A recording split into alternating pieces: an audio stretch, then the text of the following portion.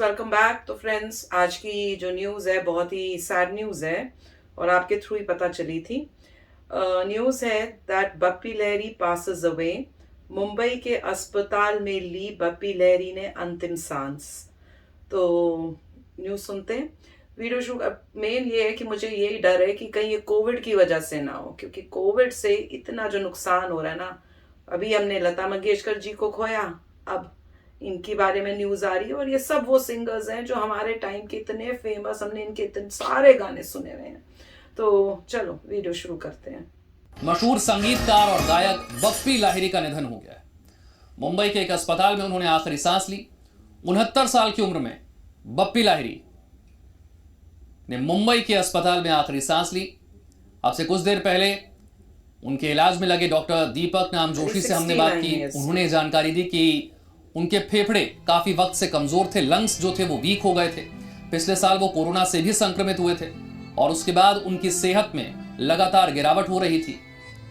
अब से कुछ वक्त पहले काफी लंबे समय तक आईसीयू में भर्ती भी रहे थे बप्पी लाहिरी, और अचानक फिर उनकी सेहत और ज्यादा गिरने लगी और ज्यादा खराब रहने लगी और मुंबई के अस्पताल में 69 साल की उम्र में बप्पी लाहिरी ने अंतिम सांस ली। पश्चिम बंगाल के जलपाईगुड़ी में बप्पी लाहिरी का जन्म हुआ था। 27 नवंबर 1952 को पश्चिम बंगाल के जलपाईगुड़ी में जन्म हुआ बप्पी लाहिरी का। 70 और 80 के दशक में अपनी एक खास पहचान उन्होंने बनाई। भारतीय सिनेमा के संगीत में एक पॉप का तड़का लगाने के लिए बप्पी लाहिरी को जाना जाता था। जिस तरह के प्रयोग उन्होंने संगीत के साथ किए, एक नया ट्रेंड शुरू हुआ बप्पी लाहिरी के संगीत के साथ, जिसे संगीत प्रेमियों ने, भारतीय सिनेमा के दर्शकों ने खूब सराहा, खूब प्यार दिया। घर घर में बप्पी लाहिरी अपने संगीत की वजह से जाने गए, अपनी गायकी की वजह से जाने गए। उनकी आवाज, उनका संगीत उस वक्त जो ट्रेंड चल रहा था उससे बिल्कुल अलग और बिल्कुल हटके था, और इसीलिए बप्पी लाहिरी की पहचान बहुत जल्द बन गई और पूरे देश में बन गई। 80 के दशक में कई मशहूर फिल्मों में उन्होंने संगीत दिया। न सिर्फ संगीत दिया बल्कि अपनी आवाज का जादू भी बिखेरा।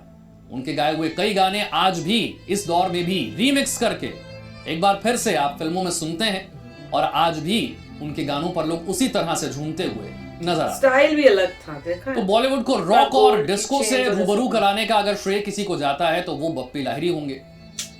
कई फिल्मों में उन्होंने काम किया 80 के दशक में। तो कई यादगार ऐसे गीत हैं जिनकी सौगात उन्होंने भारतीय सिनेमा को दी, भारतीय संगीत जगत को दी। बप्पी लाहिरी की प्रेरणा थे एसडी बर्मन।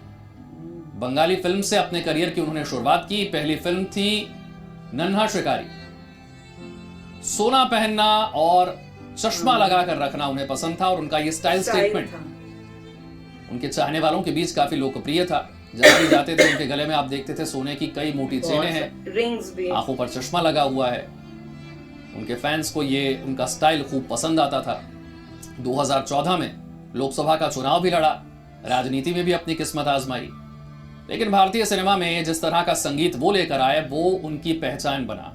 उनके चाहने वालों के बीच वो अपने इसी संगीत के लिए और अपनी गायकी के खास अंदाज के लिए जाने गए। जैसा कि हमने आपको बताया, भारतीय सिनेमा में पॉप और रॉक का तड़का लगाने के लिए सबसे पहला नाम अगर आपके जहन में किसी का आएगा तो वो बप्पी लाहिरी का आएगा। और उनका संगीत, उनके गीत इतने ज्यादा लोगों के बीच लोकप्रिय रहे कि 80 के दशक के उनके गाए हुए गाने आज भी फिल्मों में, नई फिल्मों में भी उन गानों को रीमिक्स करके इस्तेमाल किया गया, और आज की फिल्मों में भी वो रीमिक्स गाने उतने ही हिट रहे हैं। आप समझ सकते हैं कि बप्पी लाहिरी के गाने, उनके संगीत को कितने ज्यादा लोगों ने पसंद किया, कितनी लोकप्रियता उन्होंने हासिल किया अपने संगीत के जरिए। एक नए ट्रेंड को भारतीय सिनेमा में और बॉलीवुड में इंट्रोड्यूस करने के लिए बप्पी लाहिरी को जाना जाएगा।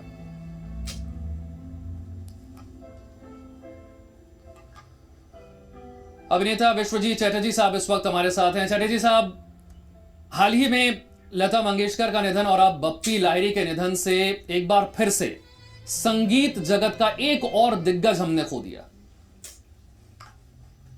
सही बात है। पिछले कई दिनों से मतलब हमें बहुत ये शॉकिंग सब न्यूज हमें मिल रहा है। जैसे दिसंबर 2021 में पंडित बिरजू महाराज जी चले गए। मैं दिल्ली में एक शो किया था 14 दिसंबर मेरा जन्मदिन, उस दिन पंडित विजय महाराज जी आए थे हमारे शो में, और उसके बाद ही कुछ दिन के बाद ही उनका निधन हो गया। उसके बाद लता जी वो चली गई सरस्वती पूजा के दिन, जिस दिन हमारा सरस्वती पूजा है उस दिन चले गए, और विसर्जन का दिन उनका विसर्जन हो गया। और कल रात को हमारा बंगाल का बहुत बड़ी सिंगर, मतलब उनको बंगाल का लता मंगेशकर कहते थे, संध्या मुखर्जी जी, कल उनका डेथ हो गया। और आज सुबह हमें ये खबर मिली कि बप्पी नो मोर, बप्पी जी। वाकई हम सभी सदमे में हैं, एक तरह से शौक है, क्योंकि अचानक से इस तरह की खबर सबको हिलाकर रख दिया है। शुक्रिया विश्वजीत जी हमसे बात करने के लिए।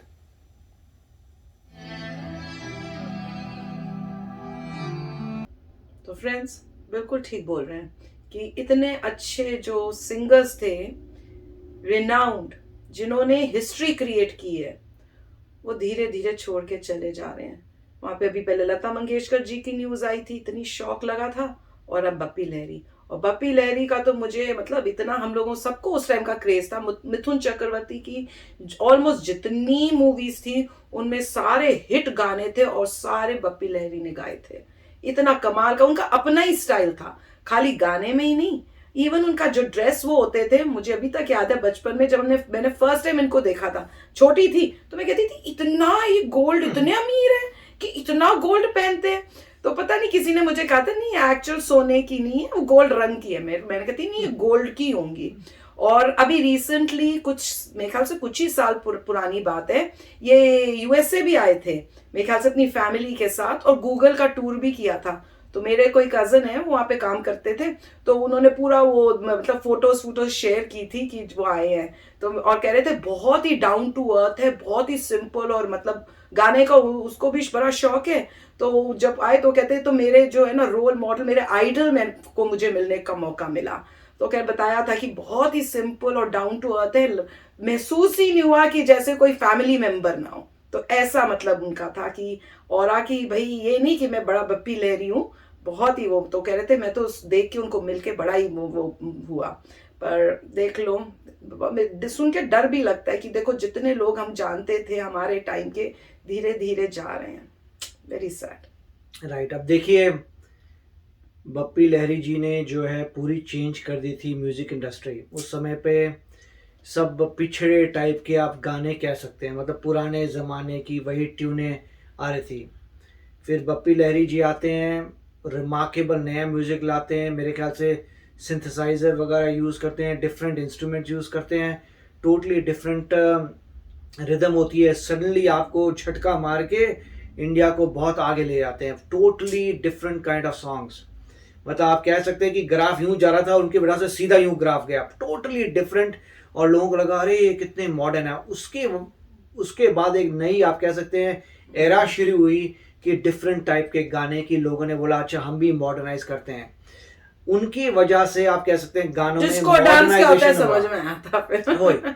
अगर लोग मतलब उनकी वजह से आप कह सकते हैं कि पूरा म्यूजिक इंडस्ट्री में एडवांसमेंट हुई थी, एक पुराने फेज से नए फेज में, नए इंस्ट्रूमेंट्स, रेवोल्यूशन सोचने के तरीके से। और ऑफ कोर्स मिथुन चक्रवर्ती के जितने भी डांसेस थे, डिस्को डांसर, ये वो जितने सारे, आप वहीं से पता चलता था कि मिथुन चक्रवर्ती जबरदस्त डांस करते थे, उनका डांस हो रहा है तो बप्पी लहरी ने वो गाया भी है और कंपोज भी किया है, तो अमेजिंग। तो बहुत ही दुख हो रहा है, वेरी टैलेंटेड गाय। और जैसे वो बता रहे थे कि काफ़ी सारे सिंगर्स अनफॉर्चुनेटली की मृत्यु हुई है, पता नहीं चला कि रीज़न क्या है, ये कोरोना वायरस की वजह से कुछ हुआ है कि कोई और रीज़न है, बट ग्रेट पर्सन। दुख की बात यह है कि ही वॉज काफ़ी यंग थे, 69 जो है कुछ भी नहीं है, 69 शायद कह रहे थे, तो काफ़ी मतलब यंग एज है रिलेटिवली।